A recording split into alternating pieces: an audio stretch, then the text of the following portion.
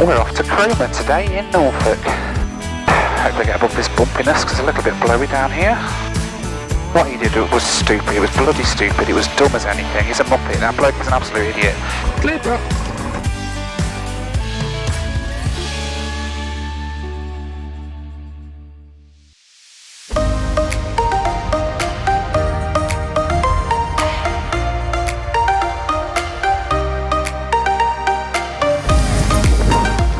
Absolutely beautiful day it is today. I think I'm going to go for a bit of a flight today in trusty old Golf Lima Bravo. Do you want to come along for a bit of a ride? Let's go and get on board. Clear, prop.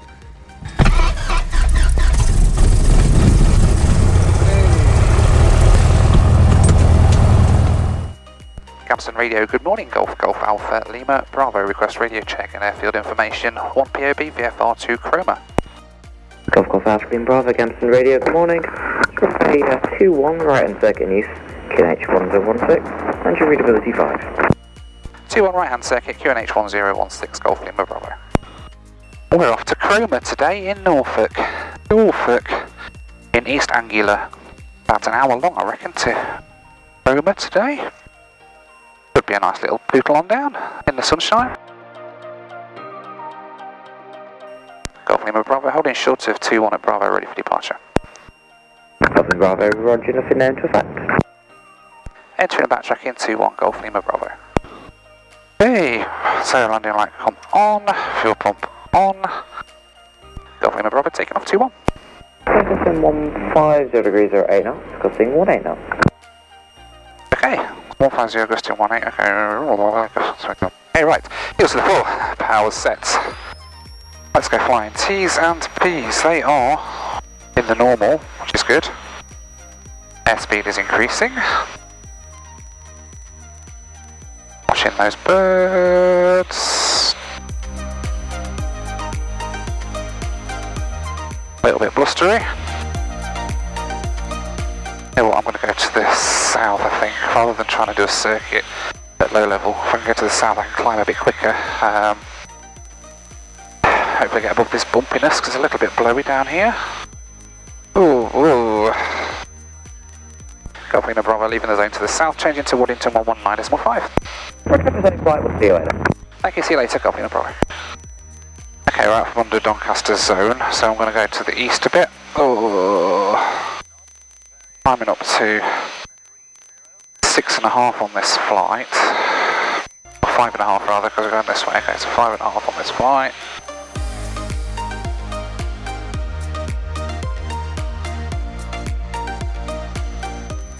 Right, so we're heading off today to the east coast of Norfolk, to Cromer, which is quite nice. I've not been there before. Little airstrip near to Cromer.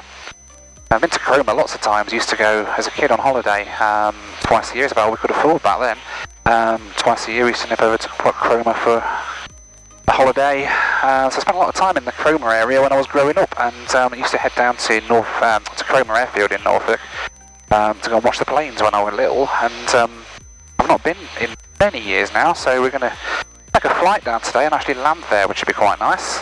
Little tiny airstrip, 600 metre grass.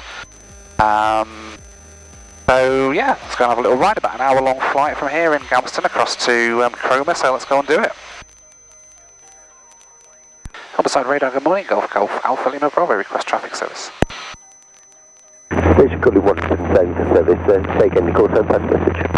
It's Golf Alpha Lima Bravo. We are a PA28 routing from Gamston to Cromer in Norfolk, currently overhead Gainsborough at 6,500 feet, climbing to 7,500 feet, requesting a traffic service. Golf Lima Bravo, Squawk 3601. Squawk 3601, Golf Lima Bravo. Golf Lima Bravo, identified request follow passing. Currently at 7,000 feet, Golf Lima Bravo, QNH 1016. Golf Lima Bravo, roger, traffic service, Barnsley 1007. Be advised, Romeo 313 is active, I'll be vectoring you around. QNH 1007, and we'll keep a lookout for the traffic. Golf Lima Bravo will remain well clear. Golf Lima Bravo. Golf Lima Bravo, roger. Okay, it's not the QNH actually, I messed up with that. It's the Barnsley regional pressure, which is slightly different. The QNH.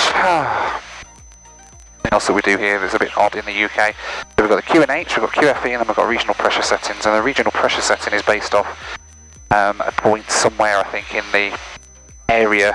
The UK is split into different areas. Effectively, where we are at the moment, it's the Barnsley area, and it goes off. I think it's like the lowest pressure in the area or something like that. It's not quite as accurate as a QNH. It's miles off from the QNH, as we can see at the minute. But yeah, we're going to stay clear, well clear of Romeo 313. That's the Red Arrows training zone, which is just to our right hand side at the moment. So I'm going to actually level off here. So we're going to say well clear of that, which keeps us as well clear of Humberside as we head that way, because the Humberside will be on the southerly runway at the minute, but I do want to stay clear. They've not got a control area or control zone at Humberside, so I'm going to try and stay out of their way. It's going to be a slow old flight today because the wind at the minute is really strong out of the southeast. So yeah, it's going to be pretty slow going today. Well, we're going to ground speed of 112 at the minute. We're sort of looping around the Red Arrows training zone at the minute, the restricted area that's there. Flying at 7,500 feet. Got to take a traffic service because they're not particularly busy, but the skies over this neck of the woods can be very busy. Lots of military aircraft, so the best people to speak to for military service actually is Waddington, who cover this area for all of the military traffic as well, so they know what's coming and going. Right, to the sea! Right, so next step then. So we've had to kind of come north to go around that. You have two options when you're going towards Norfolk from Gamston. You can either go sort of south on a direct track, but that would take you right over all the military airspace in Lincolnshire, which you can do. You're allowed to fly through all those, they're called MATSs, military air traffic zones. You can fly through them with no problem at all. You don't actually officially need a clearance, although I don't think I would go through on MATS without getting a clearance. It'd be a bit silly because they have all sorts of like fast pointy things flying through them. But you generally call up for what's called a MATS penetration, which is sounds very kinky, but it just means that you go straight through the MATS and they will clear you through. And the MATS only go up to 3,000 feet anyway, so you can go straight over the top without talking to them. But clearly, when you've got the Red Arrows down there doing whatever the Red Arrows do, they could potentially pop up above that MATS. So where possible, I try to stay away from them, and also because it just feels wrong flying over military air bases in a PA28. I know I'm perfectly entitled to be there, but it always feels a bit wrong. Go right over the top of the military bases in your PA28. So I try to give them a wide berth, and that's what I'm doing today. The next stop is the Wash. We're going to fly out of the Skegness. Another reason for coming this way is that the water crossing, if I come this way, is not too bad. I can just chop across from Skegness towards Wells next to the sea. If I go the other way, there is a massive danger area because they do low-level bombing practice over the Wash in this little area here. Delta 207, it's a danger area. But again, you've got to go quite a way out of the way that way as well, so rather than do that, I'll come this way because it means I get a short little chop across the Wash, which is in front of me. I can see Norfolk actually ahead. I'm over, where am I? It's north of Lincoln at the minute, and I can see the Norfolk coast in the distance, so what a beautiful day. Well, thanks to Flying Eyes, by the way, for me glasses. They're coming in handy today, aren't they, with the sun and there's nice weather. So, yeah, got my ophthalmics, and then these bits just clip on the top. Very handy, very nice to fly with. Check out the link in the description, by the way. You get 10% off a pair of Flying Eyes, and they are really, really worth it.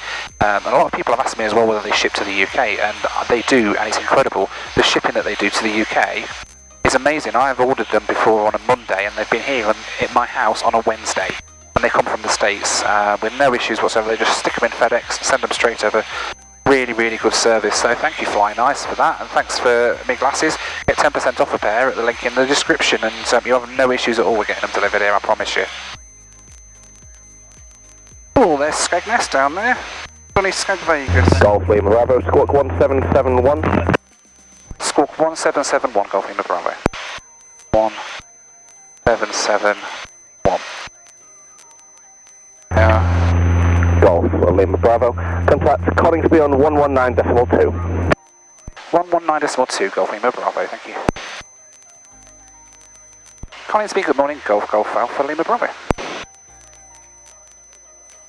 Golf Golf Golf Alpha Lima Bravo, calling you zero and identified 6,000 feet traffic service, Barnsley 1007. Traffic service Barnsley 1007, Golf Lima Bravo. I was thinking this morning on my way up to the airfield about this whole thing with this Trevor Jacob, you know, the moron that crashed his plane over in America, in California, and parachuted out of his plane. Oh my gosh, come on. Oh, cut my finger. That's why I always fly with a parachute. Everyone carries a parachute with, and I've got mine on right now, can't you see it? But anyway, that aside, I mean, there's been loads of videos about it, and they're all over the internet. I'm not going to go over all that because it's not my job to.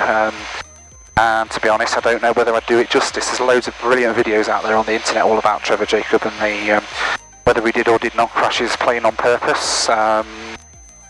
And in the aviation community at the minute, everyone's talking about it. Like every airfield you go to, people are talking about making jokes about having parachutes on the back when they're flying and stuff like that. It's just, it's quite funny. But I was thinking about it actually, and you know what? I know what he did was stupid. It was bloody stupid. It was dumb as anything. He's a muppet. That bloke is an absolute idiot. However, that video has been overall, it's been, I think, quite positive for a lot of people. It's had a bit of a positive effect because not only has it got everybody talking about it, but it's also got people thinking, what would I do in that situation? And I know we'll train for engine failures all the time in a plane. If we did have a real engine failure rather than him just stopping the engine and jumping out like he did. But it's made, for certain for me, it's made me look at it when I'm flying and go, actually, let's just refresh what we do in that scenario. If we had an engine out, what would happen? What's the processes that we need to do when we do an engine out? Because it's just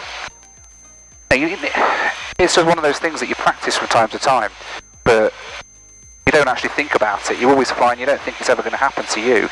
And it's kind of it's refreshed my mind, and I've spent a bit of time since that video's come out thinking, what would I do if an engine failed? Going through my checklists and learning off by heart what the checklists are.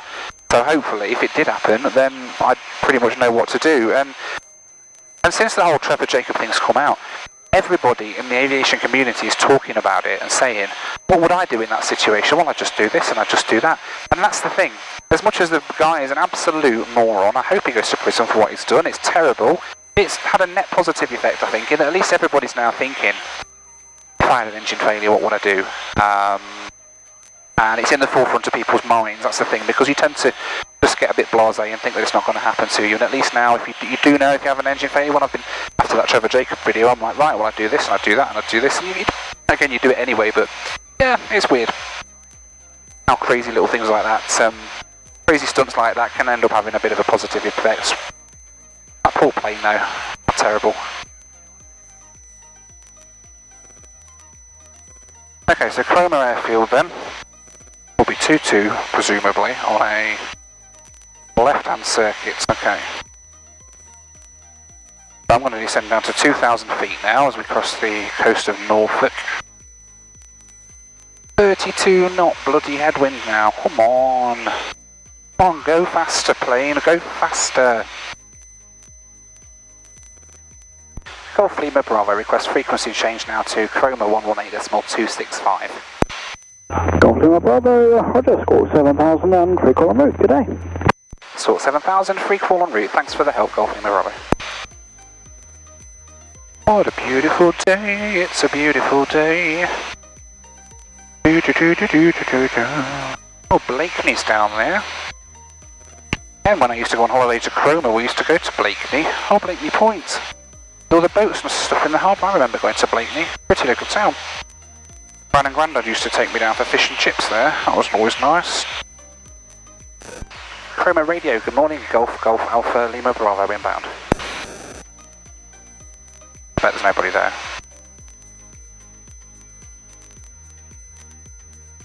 There's nobody there. Cromer traffic, Golf Alpha Lima Bravo, Piper PA28, currently overhead Blakeney, inbound 10 miles to the west. So there's Cromer town. So that's Sheringham we're overhead at the moment. Again, very pretty. There's Cromer Pier and the big church in the middle. You know, so the church in Cromer, my granny used to love Cromer. She spent like half of her childhood growing up there, and she had a massive painting on her wall of the church in Cromer. So it's very familiar. Okay, 1500. 2 miles away. A minute and a half. That's about, yeah, that's the airfield there, isn't it? Cromer traffic, PA28 Golf Lima Bravo in the overhead, descending to circuit height runway 22.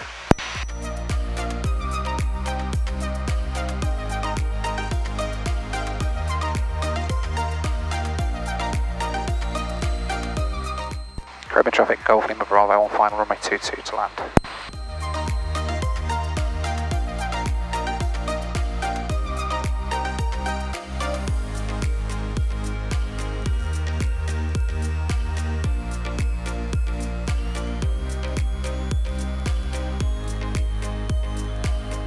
Over those power lines.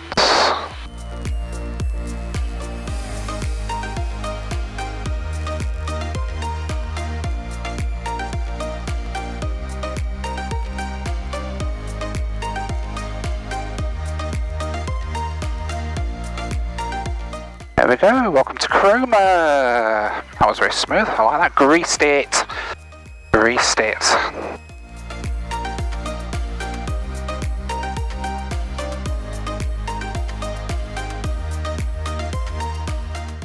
So here we are then, Cromer in Norfolk. Lovely little airfield. Been wanting to visit this place for so many years, having came here as a kid quite a lot, just to come and watch the planes when we were on holiday up here, and now actually I've managed to land here. I never thought actually that I'd be able to come in Lima Bravo or in a PA28 something. I always thought it was like a microlight strip, but actually it's got quite a nice little grass runway. We've got a little restaurant behind us, it's shut today. Little signing in area just here, and there's Lima Bravo over there, sitting in the sunshine waiting for our next flight. I hope you've enjoyed this video. Let me know what you thought to it down in the comments below, but in the meantime, as always, thank you so much for watching, take care, and I'll see you on the next one. Bye for now.